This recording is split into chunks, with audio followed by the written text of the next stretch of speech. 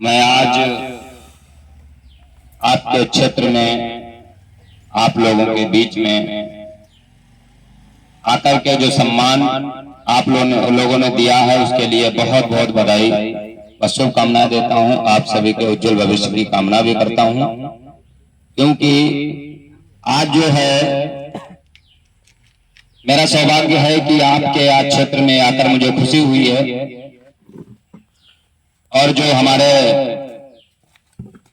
मोहम्मद असलम भाई ने जो व्यवस्था की है उसके लिए उन्हें भी मैं बधाई देता हूं, बहुत बहुत उनका धन्यवाद करता हूं। आज मैं आप लोगों को बताना चाहूंगा कि पार्टियां तमाम हैं, हम आप वोट भी करते हैं और उसी वोट का दुरुपयोग भी हो जाता है, हम समझ नहीं पाते हैं कैसे। जैसे विधानसभा में वोट पड़े, हमने और आपने सभी ने दिया कहीं ना कहीं। जो हमारी ताकत थी, जो वोट की ताकत थी, वो एक कागज के टुकड़े में तब्दील हो गई। वो कागज का टुकड़ा कौन सा है? जिसे कहते हैं प्रमाण पत्र, जिसे कहते हैं प्रमाण पत्र। वो ताकत किसकी थी? हमारी और आपकी, किसी एक की नहीं थी। हमारा संगठन जो है गैर राजनीतिक संगठन है, जिसे जहां भी वोट करना है वो कहीं भी करे। हमारा संगठन कोई दबाव नहीं बनाता है, कोई राय नहीं देता है, आपका जो काम आए। व्यक्ति लोग कहते हैं कि जो हमारे साथ है हम उसके साथ हैं। हमारा मुख्य उद्देश्य है जो शोषण होता है, जो कहीं न कहीं हमारे तमाम समाज के लोगों का किसी न किसी के माध्यम से प्रताड़ित किया जाता है, उनकी सुनवाई नहीं होती है। वो कहीं अपने नेताओं के चक्कर में चक्कर काटते रहते हैं, थाने के चक्कर काटते रहते हैं, FIR नहीं हुई, किसी न किसी का सहारा लेना पड़ता है। उस सहारा के लिए हम हर समय तैयार हैं, हमारा संगठन तैयार है। हमारे संगठन का उद्देश्य ही एक है, मानव हनन को रोकना। अगर हम आपको अभी गालियां देते हैं तो वो हनन हुआ, लेकिन लोग गांव में देहात में यही करते हैं कि जाने दो, कोई बात नहीं, गलत। अगर एक व्यक्ति विरोध कर रहा है तो चार उसे देखकर हंस रहे हैं। अगर एक विरोध कर रहा है उसे चार देखकर हंस रहे हैं, अगर वही चार उसका भी विरोध करने लगे तो वो दोबारा गलती नहीं करेगा। अगर एक ने दूसरे के खिलाफ मुकदमा लिखवा दिया, दूसरे ने अगर राय दे दी, आप जाके इससे बड़ा वाला मुकदमा लिखवा दो। ऐसे लोग समाज में ज्यादा हैं, अभी ऐसे लोग ज्यादा हैं और इन चीजों को ही खत्म करना है। जो लोग लीगल तरीके से वास्तव में समझदार हैं वो ऐसा काम कभी नहीं करेंगे, क्योंकि फर्जी मुकदमे लिखवाना एक अलग विषय हो गया, झगड़ा एक अलग विषय हो गया। अगर गाली गलौज हुआ है तो उसे बैठ के समझे कर लो, है तो हम और आप मानव ही, किसी दूसरी जाति के नहीं है। हमारे पास जिस समय मैंने संगठन की शुरुआत बता रहा हूं, 4 जनवरी 2016 की संगठन की नींव रखी गई। 2016 में हमारे साथ 4 लोग नहीं थे। 2016 में जिस दिन नींव रखी गई उस दिन मेरे साथ 4 लोग थे।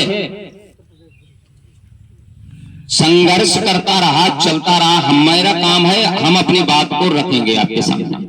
अच्छा लगे समर्थन करें, अच्छा ना लगे तो कोई दिक्कत नहीं है। क्यों? उसकी वजह है क्योंकि आज के समय में जो समाज है, समाज को वो चीजें ज्यादा समझ में आती हैं जहां पर फ्री में कोई चीज मिल रही हो। मैं आपको स्पष्ट बता रहा हूं, क्योंकि एक दिन एक मैसेज आया था मेरे पास, मैंने देखा था, उसमें कह रहे थे कि जो चीज फ्री में मिलेगी उस चीज पर यकीन मत करना, आगे पता है क्या करने वाले हैं फ्री बांट के।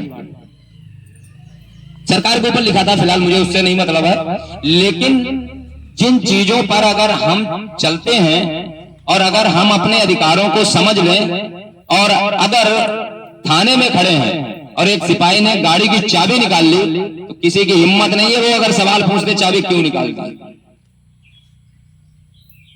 क्योंकि ये शिक्षा का अभाव है। हम लोग पढ़े लिखे नहीं हैं। अगर आप पढ़े नहीं हैं तो ये भी कमजोरी है हमारी आपकी। अगर ठीक है नहीं पढ़े लिखे हैं तो कुछ तो ज्ञान होगा, बात तो किसी न किसी की सुनेंगे आप, वो बात सुन करके वही चीज आप रट लीजिए कि हाँ ऐसा नहीं ऐसा होता है, विरोध तो कर ही सकते हैं।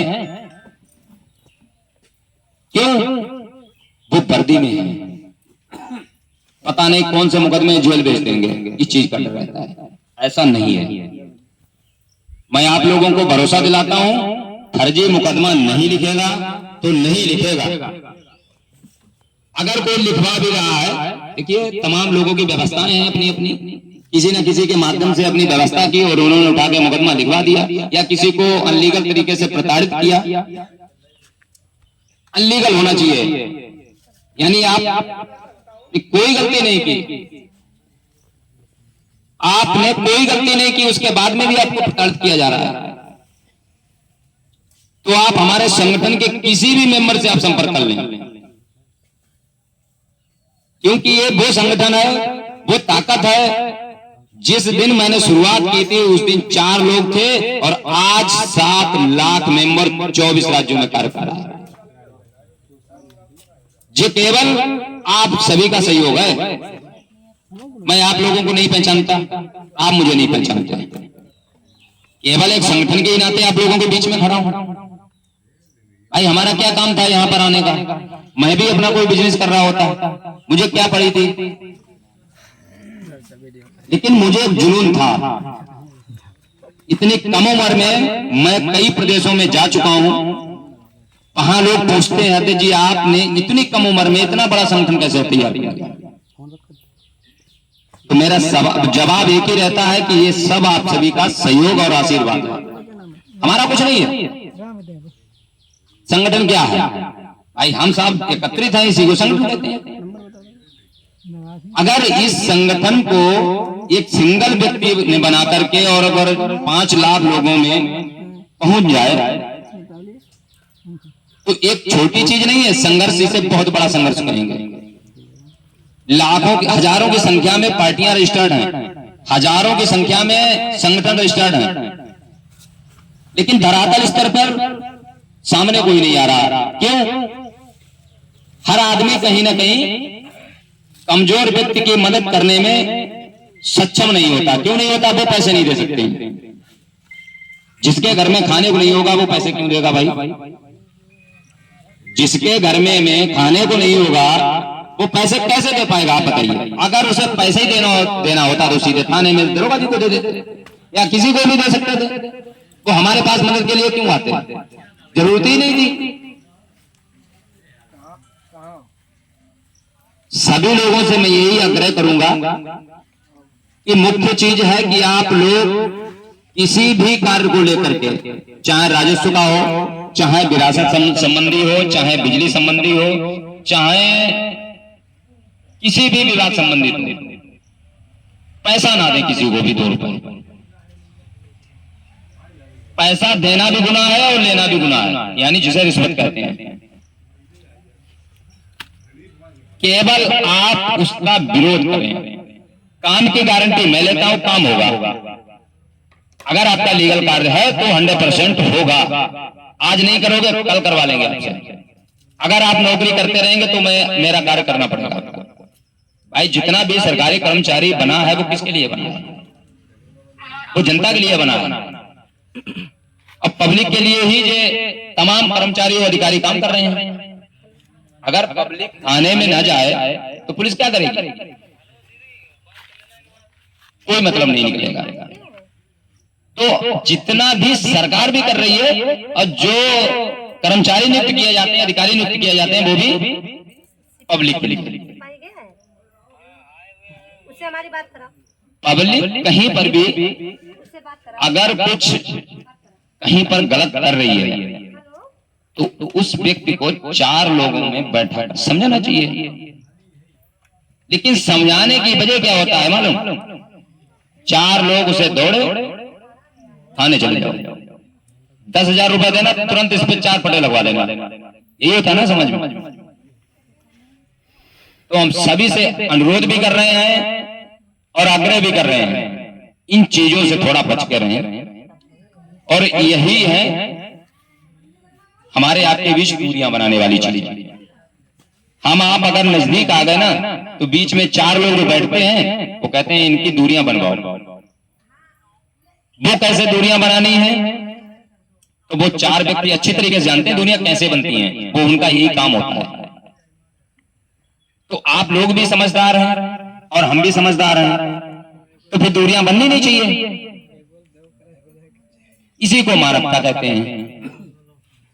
और आज हमारी आपकी दोस्ती हो गई, 4 दिनों के बाद में हम आपसे बोलते नहीं, ये कोई मतलब नहीं हुआ। उसे आप बरकरार रखो। नुकसान अगर हो रहा है दोस्त से, तो फायदा भी किसी दिन उसी से होगा। लगातार 7 वर्षों से संगठन को चला रहा हूं, नुकसान फायदा नहीं होता। मुझे केवल शौक है इस चीज का कि हम समाज में जाएं, समाज के सामने अपनी बात रखें और मुझे बोलने का मौका मिले।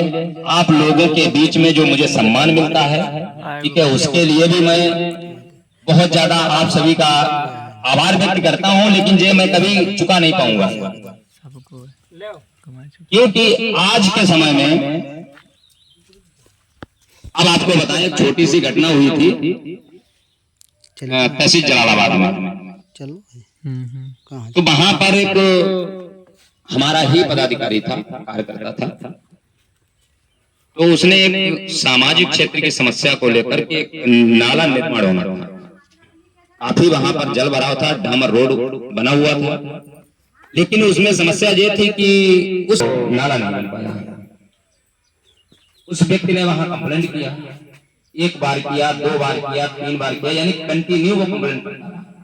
4, 6, 10 बार वो एसडीएम के पास गए, आ जाते हो यहाँ कंटिन्यू भरा हुआ है, तो समाधान कैसे हो जाएगा 2 साल से पहले?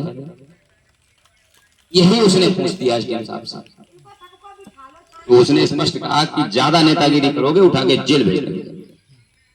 वो भी पीसीएस अधिकारी।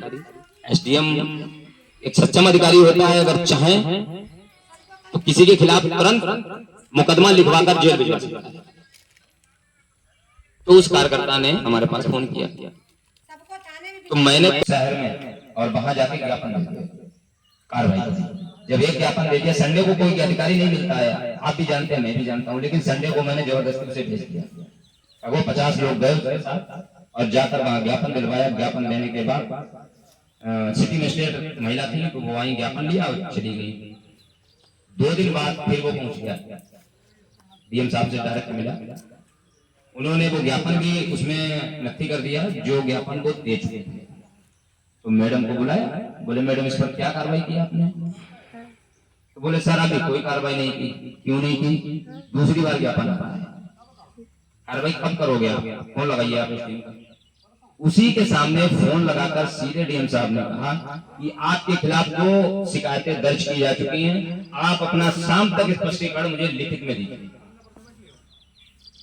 आप समझिए कि एक पीसीएस और आईएएस अधिकारी, उसके बाद में उन्होंने शाम तक स्पष्टीकरण न आने की स्थिति में मैं आपके खिलाफ जो रिपोर्ट है वो शासन को भेज देते हैं। शाम को ही एसडीएम साहब ने किसी के माध्यम से हमारे कार्यकर्ता के पास समझौता के लिए ऑफर भेजा। हमारा कार्यकर्ता गलत नहीं था, उसका कोई पर्सनल स्वार्थ नहीं था, कोई पर्सनल उसका काम नहीं था कि मेरा नहीं हो रहा है। वो सामाजिक कार्य है। जैसे नाला निर्माण हुआ, खड़ंजा अगर कहीं दलदल भरा हुआ है, खड़ंजे की लोग मांग कर रहे हैं, अगर 50 लोग मांग कर रहे हैं, तो वो काम प्रधान हो चाहे वो अधिकारियों कर्मचारियों से काम कराना चाहिए। फिर उसके बाद में उन्होंने स्पष्ट जब ये कहा कि समझौता के लिए बुलाया गया है, मैंने कहा अब जाना मत, समझौता वो कर लेंगे। अगर जाना है तो लिखित में कुछ नहीं देना, क्योंकि 2 फैक्स भी उनके पास जा चुके थे सीएम साहब के पास। अब आपको बताएं कि समझौता तो कर लिया, लगभग 18 दिन के बाद उनका ट्रांसफर लेटर उनके पास, 18 दिन के बाद आरोप उन्होंने बहुत लोगों पर लगाए थे, लोगों को कार्यालय से भगा देते थे, ऐसी मतलब उनकी मानसिकता थी। लेकिन उस दिन से उन्हें याद रहा कि ये संगठन है और मैंने गलत जगह गलत बात कर दी। कहीं पर कोई भी अधिकारी है, आप समझिए, अगर आप छोटी सी बात समझिए, अगर आप किसान हैं, अगर आपकी विरासत नहीं हो पा रही, लेखपाल आपको फोन करेंगे। आपने ऑनलाइन करा दिया, उसका काम है जांच करना। फोन करने का क्या मतलब है? आप आइए, हमसे मिलिए और वो क्या कहते हैं, चढ़ावा चढ़ाइए, ऐसा दीजिए, विरासत हो जाएगी। गलत है तब भी हो जाएगी, और अगर सही है उसके लिए लोगों को भटकना पड़ रहा है। मैंने खुद देखा है, ऐसे ऐसे बेचारे बुजुर्ग लोग जाते हैं जो चल नहीं सकते हैं, मजबूरी में दौड़ रहे हैं, तहसील के चक्कर काट रहे हैं। उनसे मैंने कई बार पूछा भी, मैंने खुद पूछा क्या हुआ, मैंने लेखपाल से सिफारिश, और अगर